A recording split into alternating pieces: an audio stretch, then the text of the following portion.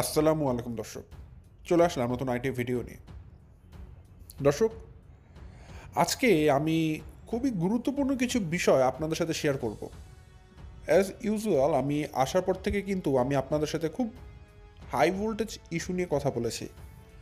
আপনারা সবাই জানেন বর্তমানে বাপ্পি পদ্মা চড়ে গিয়েছে প্রায় দীর্ঘ অনেকগুলো দিন পর বলা যেতে পারে, বা মাসও বলতে পারেন।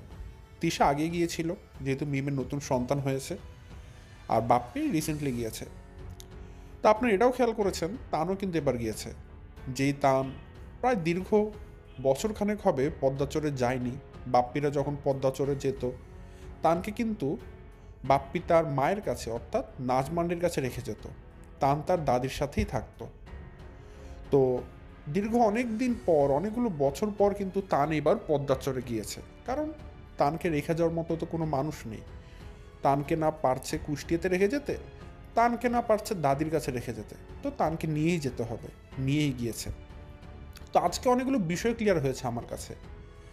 এতদিন আমরা যে জানতাম যে তানকে কেন রেখে যাচ্ছে, ভাবতাম হয়তো পদ্মাচরের পরিবেশ খারাপ, এই কারণে বাপ্পি হয়তো তানকে নিতে চায় না, বাট আসলে না।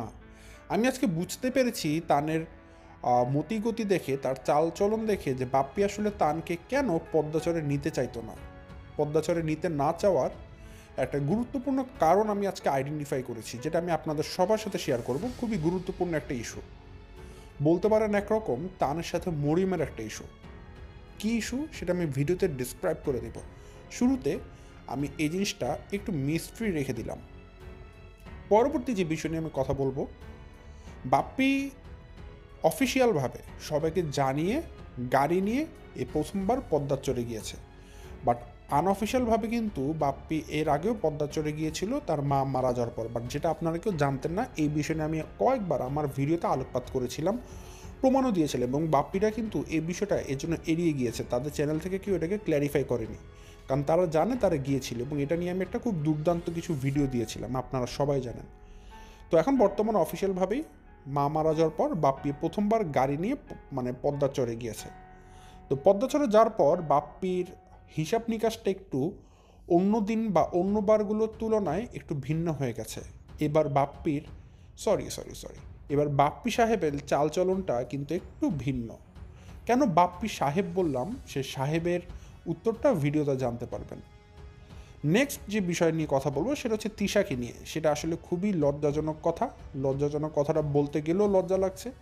আসলে তিশার চরিত্র সম্পর্কে আমরা সবাই জানি, তিশার চরিত্র কিন্তু লজ্জাপতি গাছের মতো, তাই না? ভুল বললাম মনে হয়। তিশার চরিত্রটা একদম ওপেন সিক্রেট সবার কাছে, তিশার চরিত্রটা কেমন। তো প্রতিনিয়ত তিশা কিন্তু তার চরিত্রের সার্টিফিকেট দিতে গিয়ে সব সময় একটা সেন্টার ফোকাসে চলে আসে। ঠিক এবারও তাই হয়েছে। তিশা দেখলাম, আসলে বলতেও লজ্জা লাগে, তিশাকে দেখলাম বাবুর সাথে এমন একটা কাজ করেছে, বাবুর এমন একটা জায়গায় হাত দিয়েছে যেটা আসলে আপনাদেরকে মুখেও বলতে পারবো না। এই সমস্ত বিষয় নিয়ে আজকে আমার ভিডিওতে আলোচনা করব। দর্শক, আপনাদের কাছে যদি মনে হয় বিষয়গুলো আসলে খুবই গুরুত্বপূর্ণ, তাহলে পুরো ভিডিওটা দেখবেন, তাহলে ইন ডিটেলস সব কিছু জেনে যাবেন। সো দর্শক, বেশি কথা না পারিয়ে চলুন শুরু করা যাক আমার আজকের ভিডিও শুরুতে বলে রাখি, আপনারা যারা নতুন এখন পর্যন্ত আমার চ্যানেলকে সাবস্ক্রাইব করে পাশে থাকা ছোট্ট বেল আইকনটা বাজিয়ে অল নোটিফিকেশন অন করেনি অবশ্যই করে দিবেন। আর যারা ভিডিওটা দেখছেন লাইক দিয়ে ভিডিওটি দেখা শুরু করবেন। দর্শক, আমি আমার ভিডিওর মূল কথা শুরু করে দেই। ভিডিও শুরুতেই দর্শক, আমি আগে তানের বিষয়ে কথা বলবো। তানের বিষয়ে কি বলবো? প্রথমত আমি এই উত্তরটা দিই, তান দীর্ঘ অনেকগুলো দিন, অনেকগুলো বছর পদ্মাচরে যায়নি। এটার কারণ হিসেবে আপনারা সবাই জানতেন, হয়তো পদ্মাচরে গেলে তানের কষ্ট হয়, বা পরিবেশ ভালো না, বা পরিবেশ খারাপ, হয়তো তানের শিক্ষাগত যোগ্যতায় কোনো সমস্যা হবে। এজন্য বাপ্পি তানের ভালো ফিউচারের জন্য হয়তো পদ্মাচরে নেওয়া বন্ধ করে দিয়েছিল। আসলে ঘটনাটা এমন না। তান ছোট হতে পারে, বাট বাপ্পি কিন্তু তানের তুলনায় অনেক বড়, এবং বাপ্পি বর্তমানে যে বয়সে আছে, বাপ্পি কিন্তু আর অনেকগুলো বছর আগেই তানের ওই বয়সটা পার করে এসেছে। সো একটা ছোট বাচ্চা বা একটা ছোট শিশু যখন কোনো চালাকি করে বা কোনো গোপন কাজ করে, তখন সে তার জায়গা থেকে ভাবে হয়তো এই জিনিসটা আমি অনেক চতুরতার সাথে করেছি, বড় মানুষ এটা বুঝতে পারবে না। বাট ছোট মানুষ এটাই বোঝে না, বড় মানুষরা তার এই বয়সটা আর অনেক আগেই পার করে এসেছে। সো বড় মানুষদের সব কিছু চোখে ধরা লাগে না, তারা বাচ্চাদের মতিগতি দেখলে বুঝতে পারে সে আসলে কি কাজ করছে আমাদের অগোচরে বসে। এটা আমরা বড় মানুষে কিন্তু এমনিতে বুঝতে পারি, কারণ আমরা তাদের ওই বয়সটা অনেক আগেই পার করে এসেছি। এর জন্য ওই বয়সে একটা ছেলে বা একটা মেয়ে কী করতে পারে এটা একটা বাবা এবং একটা মা খুব ভালোভাবেই কিন্তু বুঝতে পারে। এখন কোনো বাবা মা এটাকে ধরা দেয়, কোনো বাবা মা এটাকে ধরা না দিয়ে চুপ করে অন্যভাবে ট্যাকেল দেওয়ার চেষ্টা করে।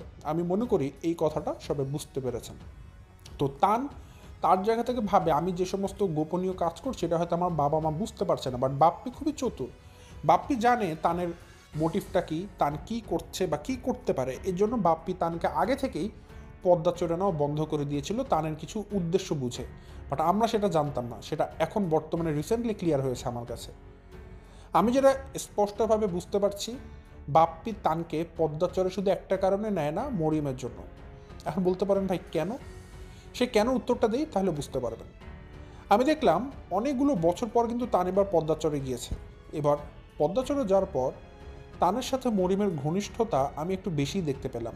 বাট এই ঘনিষ্ঠতা শুধু এবার বললে ভুল হবে, এর আগে অনেকবার আমরা দেখেছিলাম, কিন্তু এর আগে যতবার তান এবং মরিয়মকে আমরা ঘনিষ্ঠভাবে দেখেছি প্রত্যেকবারই আমরা একটা কথা বলেই বিষয়টাকে উড়িয়ে দিয়েছি যে তারা বাচ্চা মানুষ, তারা শিশু। এই শিশু বাচ্চা বলতে বলতে আমরা তান এবং মরিয়মের বিষয়টা কিন্তু সবসময় এড়িয়ে গিয়েছি। তাদের বিভিন্ন আচার আচরণ আমরা তাদেরকে বাচ্চাপনা বলে এড়িয়ে দিয়েছি, যে থাক এটা কোনো বিষয় না। কিন্তু এখন কিন্তু তারা টিনেজ বয়সে এসেছে। টিনেজ বয়স মানে তো জানেন, সবচাইতে সেন্সিটিভ বয়স হচ্ছে টিনেজ বয়স। এই বয়সে মানুষ সবচেয়ে বেশি ভুল করে, এই বয়সের সাফারিংসটা মানুষ আজীবন বয়ে বেড়ায়। তো তান এবং মরিয়ম বর্তমানে তাদের লাইফের সবচেয়ে একটা ইম্পর্টেন্ট সময় পার করছে, তাদের টিনেজ বয়সটা। তো এই বয়সে এসে তান এবং মরিয়মের কিছু ঘনিষ্ঠতা দেখলাম, যেটা আসলে এই জিনিসটা অন্য সম্পর্ককে ইঙ্গিত করছে, যেটা আপনারা বুঝতে পারছেন আমি কি বোঝাতে যাচ্ছি। দেখলাম তারা সবাই মিলে বিছানাতে বসে আছে, বাপ্পি, তিশা, হ্যাঁ ঠিক আছে। তো ওইখানে তান এবং মরিয়ম ছিল এবং তারা দুজন পাশাপাশি ছিল এবং তাদের বসাটা ছিল খুবই ঘনিষ্ঠভাবে। আমি তানকে দেখলাম প্রায় সময় মরিয়মের সাথে কথা বলছে এবং খুবই ইশারা ইঙ্গিতে চুপি চুপি কথা, এবং তানকে কিছু সময় দেখলাম মরিয়মের কিছু স্পর্শকাতর জায়গাতেও ঢুলে পড়তে, যেটা আসলে আমার কাছে ভালো লাগছিল না বিষয়টা। কারণ যেহেতু দুজনে এখন বড় হচ্ছে, একটা ডিস্টেন্স মেনটেন করা উচিত। বা তানকে দেখলাম সময় সুযোগ মতো বারবার কিছু সময় তাকে ঢুলে পড়তে মরিয়মের কিছু সেন্সিটিভ জায়গাতে, সেটা আসলে ইচ্ছাকৃতই ছিল, সেটা নোংরা লাগছিল। এবং মরিয়মকে দেখলাম আবার কিছু জিনিস, তার কাছেও তানের এই সঙ্গটা খুব ভালো লাগছিল। মরিয়মও তানের সঙ্গটা মানে আনন্দ উপভোগ করছিল। দেখলাম মরিয়মকে প্রায় সময় তানকে চোখে চোখে ইশারা দিতে, তানকে সামনে রেখে তার একটা মেয়ে দেখবেন চুলের তাদের সামনের সাইড থেকে 2-3টা চুল দেখবেন যে বের করে রাখে না, মরিয়মকে দেখলাম তানকে দেখে প্রায় সময় চুলে হাত দিয়ে চুলকে ফ্যাশন করছে, সামনে থেকে 2 সাইড দিয়ে 2-3-4টা করে চুল বের করে করে তানের সামনে বের করে দেখাচ্ছে, ঠিক আছে। কিছু সময় পাউট ফেস করছে তানের সামনে, মানে যেটাকে আসলে আপনারা বলতে পারেন পুরো দমে ফ্লার্ট করা। তান মরিয়মের সাথে ফ্লার্ট করছে, টাঙ্কিবাজি করছে, মরিয়মও তানের সাথে ফ্লার্ট করছে, টাঙ্কিবাজি করছে। এটা একদম ক্লিয়ার কাট কথা বলে দিলাম আপনাদেরকে, ঠিক আছে। সো এই একটা জিনিস থেকে বুঝতে আমার বাকি নেই, তান এবং মরিয়মের মধ্যে যে সম্পর্কটা আমরা ছোটোকালে বাচ্চাপনা বলে উড়িয়ে দিতাম, সেটা আসলে বাচ্চাপনা হতে পারে ওই বয়স অনুযায়ী, বাট সেই বাচ্চাপনাটা কিন্তু এখন আর বাচ্চাপনা বলে উড়িয়ে দেওয়া যাবে না, কারণ তার এখন বর্তমানে টিনেজ বয়সে এসেছে। তার মানে তাদের মধ্যে এখন বর্তমানে যেই ঘনিষ্ঠতা বা যে সম্পর্ক বা যে ফ্লার্টিংটা আপনারা দেখতে পাচ্ছেন, এটা কিন্তু আসলে অন্য কোনো সম্পর্ককেই ইঙ্গিত দিয়ে যাচ্ছে। এবং এই সম্পর্কটার ইঙ্গিত আমি আরও অনেকগুলো মাস, অনেকগুলো বছর আগে দিয়েছিলাম। তখন বললাম না, আপনারা সবাই বাচ্চাপনা বলে উড়িয়ে দিয়েছিলেন, কিন্তু এখন আপনারা দেখবেন এখন এটাকে আর বাচ্চাপনা মনে হবে না, কিন্তু এখন এটাকে দেখলে অন্যরকম সম্পর্ক মনে হবে। এবং বাপ্পি এই বিষয়টা আরও অনেক আগেই বুঝতে পেরেছিল, কারণ সে বাবা ছিল। ক্যামেরার সামনে তো সে অবশ্যই এগুলো তুলে ধরবে না, এগুলোকে সে আড়ালেই রাখবে, গোপনে রাখবে। বাপ্পি কিন্তু মরিয়মকে পছন্দ করবে না অবশ্যই, কারণ বাপ্পি মনে করে যদি তান এবং মরিয়ম একবার, যেটাকে আমরা রিলেশনশিপ বলি, যে রিলেশনশিপে, কঠিন রিলেশনশিপে যদি জড়িয়ে পড়ে, সেই রিলেশনশিপ কিন্তু আর ভাঙা সম্ভব হবে না। কারণ একবার যদি একটা ছেলে আর একটা মেয়ে একটা ট্রু লাভে পড়ে যায়, তখন কিন্তু সেই সম্পর্কটার পরিণতি দেওয়ার জন্য একটা ছেলে এবং একটা মেয়ে যতটুকু দূরে যাওয়া যায় তার অতটুকু দূরেই কিন্তু যায়। এবং বাপ্পি মরিয়মকে কখনোই মেনে নেবে না। এই কারণে বাপ্পি আগে থেকেই তানের মতিগতি বুঝতে পেরে তানকে মরিয়মের সাথে দেখা সাক্ষাৎ করার পথ বন্ধ করে রেখেছিল ইনডিরেক্টলি, যেটা আপনারা বুঝতে পারছিলেন না। ইনফ্যাক্ট আমি নিজেও বুঝতে পারিনি বিষয়টা, যেটা এখন বর্তমানে বুঝতে পারছি। মরিয়মের সাথে কিন্তু তানের দীর্ঘদিন বাপ্পি দেখা সাক্ষাৎ বন্ধ করে রেখেছিল, কিন্তু বর্তমানে নাজমানটি মারা যাওয়ার জন্য বাপ্পি বাধ্যগত তানকে পদ্মাচরে নিয়ে গিয়েছে। তো সেই সুবাদে তানার সাথে আবার মরিয়মের দেখা, বলতে পারেন সেই পুরনো প্রেম আবার নতুন করে জাগ্রত হয়েছে, এবং বাপ্পি অবশ্যই সেটাকে খেয়াল করছে, আমি বিশেষ করে এটা বিলিভ করি। তো বাপ্পি এই জিনিসটাই পছন্দ করছিল না, বাপ্পিটা কোনোভাবেই চায়নি তান মরিয়মের সাথে এঙ্গেজড হোক বা তান মরিয়মের সাথে একটা সম্পর্কে জড়িয়ে যাক। তার এক টিনেজ বয়সে আছে, বাপ্পি চেয়েছিল শুরুতে এই সম্পর্কটাকে থামিয়ে দিতে, যেন তান অন্য কোনো দিকে যুক্ত হোক, বাট মরিয়মের সাথে না হোক। এটা বাপ্পি কোনোভাবেই পছন্দ করবে না। তো এই জন্য বাপ্পি এত কিছু প্ল্যান করেছিল। বাট দেখলাম আবার যেটা, যে বাপ্পি এতদিন দূরে রেখেও তাদের মধ্যকার যে একটা সম্পর্ক ছিল সেটাকে বন্ধ করতে পারেনি। আবার তান এবং মরিয়ম এক জায়গাতে হওয়ার পর আবার তাদের মধ্যে সেই সম্পর্ক, সেই ঘনিষ্ঠতা দেখা যাচ্ছে। সো এখন এটা দেখার পালা ভবিষ্যতে বাপ্পি এটাকে কীভাবে ট্যাকেল দেয়। সো তান আর মরিয়মের যে সম্পর্কটা একটা ঘনিষ্ঠ সম্পর্কের রূপ নিয়েছে, সেটা আমি অনেক আগে বলেছিলাম, বাট আপনারা সবাই এটাকে বাচ্চাপনা বলে উড়িয়ে দিয়েছিলেন। আমি অনুরোধ করব আপনারা আবারও এটাকে ভালোভাবে অবজার্ভ করে দেখবেন দর্শক, এবং আমার কথা সত্যতা পান কি না সেটা আমাকে কমেন্ট করে জানাবেন। এবং অদূর ভবিষ্যতে বাপ্পি এই সম্পর্কটাকে দমানোর জন্য কোন স্টেপ নেয় সেটা আমি ভবিষ্যতে আপনাদেরকে বলে দিব বাপ্পির কিছু স্টেপ অবজারভেশনের মাধ্যমে। তো যাই হোক, এতটুকু পর্যন্ত তান এবং মরিয়মের বিষয় ছিল। এখন আমি আমার ভিডিও নেক্সট বিষয় সম্পর্কে বলবো, সেটা হচ্ছে বাপ্পি। আপনারা সবাই দেখেছেন বাপ্পি গাড়ি বহন নিয়ে আর কি, গাড়ি নিয়ে কিন্তু পদ্মাচরে গিয়েছে প্রথমবারের মতন অফিসিয়ালি। যদিও আনঅফিসিয়ালভাবে বাপ্পির অনেকবারই যাওয়া হয়, সেটা আপনাদেরকে অবশ্যই সে জানাবে না। তো বর্তমানে কিন্তু এই বাপ্পি আর সেই বাপ্পি নেই, অর্থাৎ যেই বাপ্পি আগে লুঙ্গি পরে চলতো, যে বাপ্পি আগে টেম্পো করে ঘুরতো, ভ্যানে করে পর্দা চড়ে যেত, হ্যাঁ লঞ্চে করে, স্টিমারে করে, স্পিড বোটে করে আর পর্দা চড়ে যেত, সেই বাপ্পি কিন্তু এখন আর আগের মতো যায় না।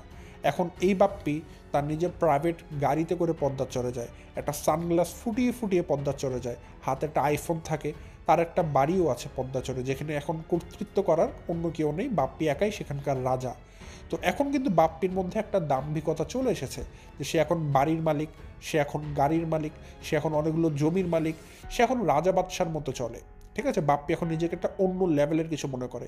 এই কারণে তো কিছুদিন আগে আপনাদের মনে আছে, শাহিনের ভিডিও দেখে আপনারা দেখেছিলেন, শাহিনকে কিন্তু তিশার ধমক দিয়েছিল। মানে শাহিন তিশার কিন্তু বড় ভাই, তারপরও তিশা শাহিনকে জাস্ট অর্ডার করেছিল বাপ্পিকে যেন বাপ্পি না ডেকে বাপ্পি সাহেব বলে। মানে এটাও আমার কাছে একটু মানে এক্সট্রা বলতে পারেন দাম্ভিকতা মনে হয়েছে, যে শাহিন গরিব হতে পারে, কিন্তু ভাই বয়সের দিক থেকে তো অবশ্যই বাপ্পির বড়, তাই না, তিশার বড়। তাহলে শাহিনের কথা শাহিন ভিডিওতে বলেছে, আমার ছোটো বোনের জামে, আমি কেন তাকে সাহেব বলবো, আমি তিশাকে তিশা বলে বাপ্পিকে বাপ্পি বলবো, এবং এটা অবশ্যই কারেক্ট। এখানে বয়সকে সম্মান দেওয়া উচিত, বাট তিশার কাছে না, তিশার কথা হচ্ছে বাপ্পিকে সাহেব বলতে হবে, বাপ্পি সাহেব কেন ভাই? এটা তিশা সাথে এই জন্য শাহিনের একটা মনোমালিন্য হয়েছিল কিছুদিন আগে। তো শাহিনটা তার ভিডিওতে বলেছিল যে আমাকে বাপ্পি সাহেব বলতে বলেছিল। তো এটা শাহিন আসলে বলতে চায়নি, বাট এটা নিয়ে তিশার সাথে পরবর্তীতে মনোমালিন্য হয়। কেন তিশা এটা বলতে বলেছিল? এখন বাপ্পির বাড়ি আছে, বাপ্পির গাড়ি আছে, বাপ্পি একটা অনেক কিছুর মালিক হয়ে গেছে, তো বাপ্পিকে সাহেব বলতে হবে, সম্মান, অতিরিক্ত সম্মান দিতে হবে ভাই। এগুলো কিন্তু আসলে নাজায়েজ সম্মান আমি বলবো। ঠিক আছে, হ্যাঁ বাপ্পিকে সম্মান দিতে পারে, মিজান দিতে পারে, বাট শাহিনও দিবে, সম্মান দিয়ে কথা বলবে, কিন্তু সাহেব কেন বলবে? যে জায়গায় শাহিন বাপ্পির চেয়ে বড়, তিশার চাইতে বয়সে বড়, তাহলে কেন সাহেব বলতে হবে? শুধুমাত্র গাড়ি বাড়ি আছে এই কারণে? আর শাহিনের গরু ছাগল ভেড়া হাঁস মুরগি আছে এই কারণে? শুধুমাত্র টাকার গরমের জন্য? এই টাকার গরম তো ভাই বেশি দিন থাকে না, দুনিয়া তো চিরস্থায়ী না, দুনিয়ার সব কিছু নশ্বর, সব কিছু ভঙ্গুর, যে কোনো সময় বাপ্পি সব কিছু কিন্তু নষ্ট হয়ে যেতে পারে, বাট তাদের কাছে দাম্ভিকতাটাই আগে। তো যাই হোক, এটা নিয়ে তিশার সাথে একটা শাহিনের মনোমালিন্য হয়েছিল, যে জিনিসটা নিয়ে শাহিন কিন্তু ভিডিও দিয়েছিল। তো বাপ্পিকে দেখলাম এবার গাড়ি নিয়ে গিয়েছে, গাড়ি নিয়ে তার মধ্যে একটা আলাদা ভাব চলে এসেছে। অন্যান্য সময় বাপ্পিকে দেখবেন যে উঠানে বসে সবার সাথে যেভাবে হাসি তামাশা করে, ফুর্তি করতো, মজা করতো, সেই বাপ্পিকে এবার আর কেন যেন আনন্দ উল্লাস করতে দেখা যাচ্ছে না, হই হুল্লোড় করতে দেখা যাচ্ছে না, তাকে একটা গুরুগম্ভীরভাবে দেখা যাচ্ছে এক জায়গায় বসে থাকে, ঠিক আছে, নাহলে গাড়ি করে ঘোরাঘুরি করে, মানুষ একটা অন্যরকম ভাব নিয়ে চলছে, যে আমার এখন অনেক কিছু আছে, আমি ভাই তোমাদেরকে দাম দেই না। মানে যে বাপ্পি আগে পদ্মা চড়ে গেলে হ্যাঁ ঠিক আছে মানে হে হে হে হে করতো, সেই বাপ্পি এখন একটা রিজার্ভ থাকা শিখে গেছে, কিন্তু তার শ্বশুরবাড়ির লোকদের সাথে একটা আলাদা দাম্ভিকতা নিয়ে চলা শিখে গেছে, কারণ সে বুঝতে পারছে যে আমি যেই লাইনে আছি, আমি যে স্ট্যাটাস বিলং করি, আমার ধারের কাছেও তো আমার শ্বশুরবাড়ির লোকজন নেই। এই জন্য বাপ্পি তাদেরকে বিন্দু মাত্র দাম দেয় না, গোনাতে ধরে না, ঠিক আছে? যদি তাকে খাবার টেবিলে খেতে বসতে দেওয়া হয়, সে বলে সেখানে ফ্যান বন্ধ, খেতে পারবে না, তাকে বাইরে খেতে দিতে হবে, মানে তার ডিমান্ডের শেষ নেই। তো এই জিনিসটা ধরলাম আপনাদেরকে তুলে ধরার জন্য যে বাপ্পির মধ্যে এখন অন্যরকম একটা দাম্ভিকতা চলে এসেছে বাড়ি গাড়ি করার পর। যদিও বাড়িটা তাদের আগেরই ছিল, কিন্তু নাজমান্টি মারা যাওয়ার পর এখন পুরোপুরি তো তার নিয়ন্ত্রণে এসেছে, আবার গাড়িও কিনেছে। সো বাপ্পির মধ্যে এখন আলাদা একটা দাম্ভিকতা চলে এসেছে, যেটাকে বলতে পারেন টাকার গরম। Last but not the least, যদিও ভিডিওটা শর্ট হয়ে যাচ্ছে, বাট এই ভিডিওটা কিন্তু এত সহজে শেষ হচ্ছে না, কারণ দর্শক আমার গুরুত্বপূর্ণ আরও কথা আছে। সেই বিষয়টা হচ্ছে তিশাকে নিয়ে। বলেছিলাম তিশা এবং বাবুকে নিয়ে কিছু কথা বলবো। তিশার চরিত্র আমরা সবাই জানি, বিভিন্ন সময় বিভিন্ন রকম নোংরা কার্যকলাপ করে সে কিন্তু বিভিন্ন সময় কন্ট্রোভার্সি ক্রিয়েট করেছিল, এবং এটা আমরা সবাই জানি। দেখা যায় কখনো পর পুরুষের সাথে ফষ্টি নষ্টি করে, কখনো মানে এলাকার লোকদের সাথে, অন্যের জামাইয়ের সাথে, ঠিক আছে, যার সাথেই পারে তিশাকে দেখা যায় হাঙ্গা করতে। কীরকম হাঙ্গা করতে? কখনো হাত ধরে টান দিতে, কখনো স্পর্শকাতর জায়গায় স্পর্শ করতে, বা কখনো দেখা যায় অন্য জামাইকে নিয়ে নাচানাচি করতে। এরকম বিভিন্ন রকম কন্ট্রোভার্সি কিন্তু তিশা ক্রিয়েট করেছে, আপনারা সবাই জানেন। তো বিশেষ করে কিন্তু আরিফের সাথে তিশার সম্পর্কটি অন্যরকম। বিভিন্ন সময় বিভিন্নবার আমরা কিন্তু আরিফের সাথে তিশাকে অন্যরকমভাবে দেখেছিলাম। রাত বেরাতে আরিফের জন্য কফি বানানো, কফি নিয়ে যাওয়া, এবং আমরা সবাই জানি আরিফের প্রাক্তন প্রেমিক বা আরিফের প্রথম প্রেমিকাই কিন্তু ছিল তিশা। তিশাকে কিন্তু আরিফ প্রথম ভালোবেসেছিল, পরে তিশাকে না পেয়ে আরিফ পরকীয়াতে লিপ্ত হয়েছে সাবিনার সাথে, পরে বিয়ে করেছে। বিয়েও করেনি তারা, একসাথে লিফট টুগেদার করছে সাবিনার সাথে। বাট আরিফের প্রথম ভালোবাসা ছিল কিন্তু তিশা। এই কারণে কিন্তু আরিফের ফেসবুক প্রোফাইলে তার নামও রেখেছিল তিশাদ। তিশা এবং আরিফ তাদের একসাথে নাম রেখেছিল তিশাদ, ঠিক আছে? তো আরিফ কিন্তু তিশাকে ভালোবাসতো, আমরা সবাই জানি, এবং তিশার সাথে এরকম অসংখ্য ছেলের এক এক সময় বিভিন্ন সময় আর কি বিভিন্ন সময় সম্পর্কের একটা আত্মপ্রকাশ আমরা দেখেছিলাম অন্যান্য পুরুষের। তো এবার যেটা হয়েছে, তিশার সাথে অন্য কোনো পুরুষের সম্পর্ক হয়নি ঠিকই, বাট তিশা যেমনটা কন্ট্রোভার্সি ক্রিয়েট করে এবারও করেছে। কী করেছে আসলে তিশা? বেশি কিছু না দর্শক, একটু প্রাইভেট পার্টে হাতাহাতি চেষ্টা করেছে। বৃষ্টি হচ্ছিল, বর্তমানে বর্ষা চলছে অনেক বেশি পুরো বাংলাদেশে, আপনারা জানেন। তো বাবু পদ্মাচলে ছাতা নিয়ে তাদের উঠোনে দাঁড়িয়েছিল, তিশাও সেখানে গিয়েছে ভিজতে ভিজতে। তো বাবু ভিজেছে, কথার ফাঁকে হঠাৎ করে দেখলাম কথা বলতে বলতে তিশা বাবুর জায়গা মতো মানে হাত দিয়ে গেঞ্জি উঠিয়ে দেখছে। আসলে ক্যামেরাতে তিশা সবাইকে দেখানোর চেষ্টা করছে সে আসলে বাবুর গেঞ্জি ধরেছে, বাট তিশার উদ্দেশ্যটা কিন্তু বাবুর জায়গাতে হাত দেওয়া দেখে বোঝা গিয়েছে তিশা আসলে কোন জায়গায় হাত দিতে গিয়েছে, ঠিক আছে? কারণ ওই সময় বাবু বৃষ্টিতে পুরো ভিজে গিয়েছিল। আপনারা জানেন বৃষ্টিতে ভিজে গেলে কিন্তু একটা মানুষের পোশাকের সাথে তার শরীর পুরোটা ভাবে লেগে যায়।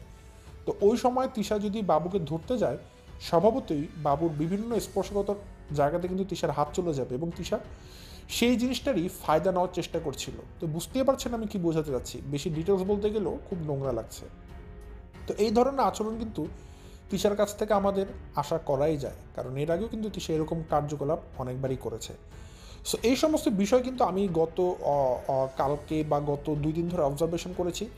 বাপ্পির কিছু দাম্ভিকতা এবং তিশা বাবুর এই নোংরামি, সবচেয়ে বড় বিষয় বাপ্পিকে সাহেব বলা, তার চেয়ে বড় বিষয় আমি মনে করি আজকের দিনের হাই ভোল্টেজ ইস্যু, যেটা আমি আপনাদের উপর ছেড়ে দিয়েছি, আপনারা অবজারভেশন করে আমাকে জানাবেন। সেটা হচ্ছে মরিয়ম এবং তানের মধ্যে যে একটা টিনেজ রিলেশনশিপের যে একটা প্রারম্ভিকতা, সেটা আমি মানে একটা বলতে পারেন খুব আলামত পাচ্ছি। সেই জিনিসটা আমি আপনাদের উপরেই এখন বর্তমানে ছেড়ে দিয়েছি। আপনারাও তাদের ভিডিও দেখছেন, আপনারাও জানতে পারবেন, আপনারাও দেখবেন, আপনারা অবজারভেশন করবেন এবং বলবেন যে আমার যে অবজারভেশনটা ছিল, যেটা আমি বর্তমানে ভালো মতো তাদের ভিডিও দেখে বুঝতে পেরেছি, সেটা আপনাদের কাছেও একই মনে হচ্ছে কিনা। সো এই বিষয়টাই আমি আজকে আপনাদেরকে জানাতে চেয়েছিলাম দর্শক। সো এই ছিল আমার আজকের ভিডিও। খুব একটা বড় ভিডিও রিসেন্টলি দিচ্ছি না, সামনে দিব, কারণ যেহেতু অনেকদিন পর এসেছি। সো আপনাদের হেল্প দরকার, আপনারা সবাই জানেন। বেশি ভিডিও দেখবেন, শেয়ার করবেন, লাইক সাবস্ক্রাইব করবেন, তাহলে যখন একটা আমার চ্যানেলটা আবার নতুন করে আগের পর্যায়ে চলে যাবে, তখন আমি আবার রেগুলার সময় ভিডিও দেওয়া শুরু করে দেবো। তো দর্শক এই ছিল আমার আজকের ভিডিও। আজ আর বিষয়টা বাড়াচ্ছি না, এখান থেকে বিদায় নিচ্ছি। সবাই ভালো থাকবেন, সুস্থ থাকবেন। আসসালামু আলাইকুম।